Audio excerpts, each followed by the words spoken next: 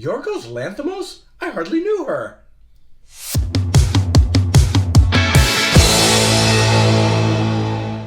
Welcome back to Glenn Hates Everything. I'm Glenn, and I've been told that I hate everything, but not today, because I'm here to talk about the new film Bugonia by one of my favorite filmmakers, Yorgos Lanthimos.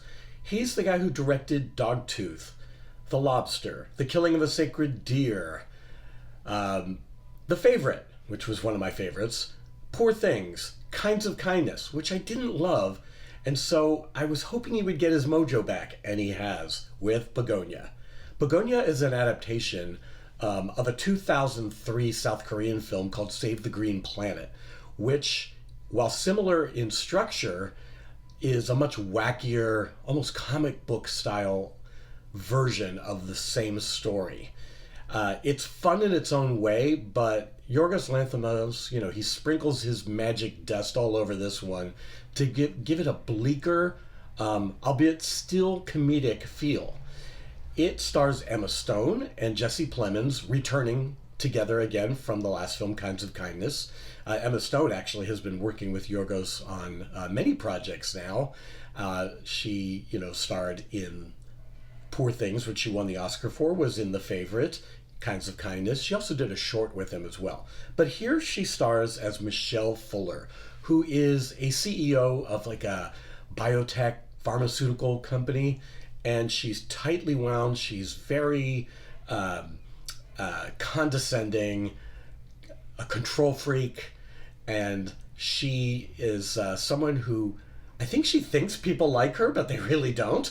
And she walks around in her Louboutins and tries to start a new policy at her company that people can leave at 5:30 if they want, because apparently there have been some accidents in the past, and she just doesn't want a repeat of that. The optics would be terrible. So enter Jesse Plemons, who plays Teddy, along with, making his film debut, Aidan Delbus, who plays his cousin Don. And they are conspiracy theorists, mostly Teddy. Don just is kind of along for the ride. He loves his cousin and will kind of just do anything because he's all he's got. And Teddy thinks that Michelle is an alien here to destroy mankind. And so he and Don kidnap her. And that's all I'm going to say about the plot, because it's one that you just need to watch unfold and see where your loyalties fall, see where you think it's going. And where it goes is pretty great. It's just a great battle of wills, mainly between Teddy and Michelle. Emma Stone really holds her own. Being this powerful executive, she knows how to debate other people. And so her scenes with Jesse Plemons are just electric. They show Jesse Plemons really trying to keep up with her, even though he's in control. And it's this battle of wills that continues throughout the film.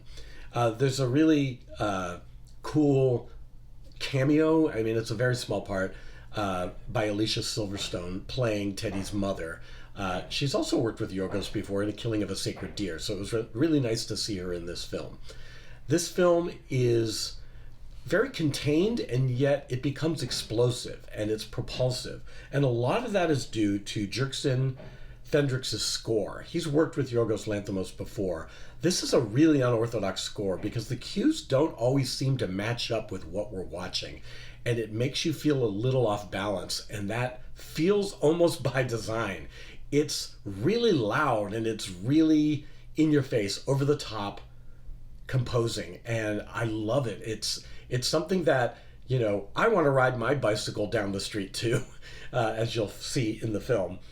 And you also get a great supporting performance from Stavros Halkias, who plays a local sheriff who has a history with Teddy, and he instills himself into this story unknowingly and makes it even that much more suspenseful. It is a film that takes chances and it surprises you at many turns of it. I just was along for the ride. I've already seen it twice because I was so intrigued, and it's a film that is worth revisiting once you see it so that you can really appreciate these performances. Emma Stone, it's not her most showy performance. It's all in the subtleties. It's in the movement of her eyes or the way she faces people and she takes people on. It's mesmerizing. There's an early scene where she is filming a kind of a PSA or an advertisement for her company where you see kind of everything you need to know about this character in this one little scene where she is kind of aggressively unpleasant to her staff but still tries to maintain this smiley facade, and it's just a fantastic performance. Jesse Plemons is so vulnerable and so raw in this film, and he is so alive to every moment that he's on screen. You see it in the way he responds to unexpected things and how he tries to maintain control, tries to maintain this loving relationship with his cousin, but he is spiraling out of control. And it's fantastic. This has a third act that I won't soon forget, and it takes you in unexpected directions.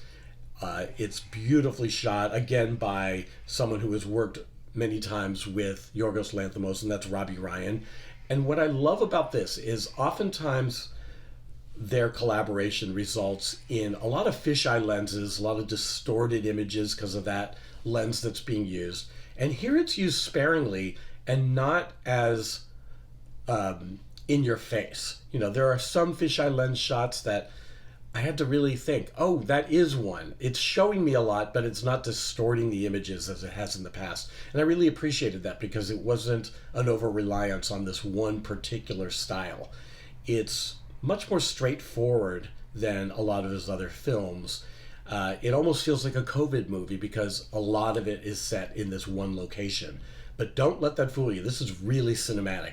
This is really exciting filmmaking and a easy contender for top 5 favorite films of the year. So do not miss it. It is one that I think you'll enjoy talking about, and it feels very of the moment as well, because this is about someone who is immersed in conspiracy theories.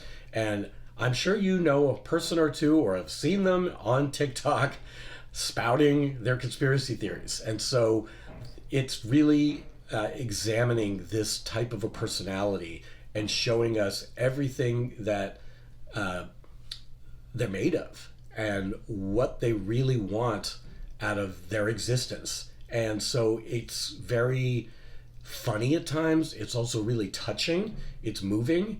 It's exciting. It's gory in ways that actually elicit laughs at times, which is the point. There's scenes of disturbing electrocutions, and there's some torture involved. There is, are some, human remains you may encounter here and there, but it's all worth it for something that really pays off and really makes you consider the other person, the person that you may have made fun of. Who are they? What are the Jesse Plemonses of the world, the Teddys of the world, really like? What do they value? And so I really enjoyed that this film asks and answers those questions in a very bleak way, but it's still a lot of fun. I hope you go see it, and if you do, leave a comment below. I hope you love it as much as I did.